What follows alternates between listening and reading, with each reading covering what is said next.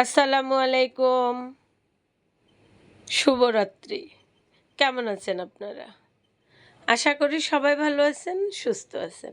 আলহামদুলিল্লাহ আমিও ভালো আছি, সুস্থ আছি। তো আজকে তো সারাদিন গুড়ি বৃষ্টি। রাতে অনেক বেশি বৃষ্টি। তো ভাবলাম বৃষ্টির মাঝে তো খিচুড়ি হলে মন্দ হয় না। যেই বাবা সেই কাজ। সাথেই পাতলা খিচুড়ি করলাম।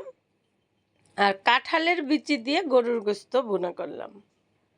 খেতে যে কি ভালো লাগছে, সত্যি বলতে আপনাদেরকে যদি খাওয়াইতে পারতাম তাহলে বুঝতে পারতেন যে কত মজার খাবার খাইছি আজকে।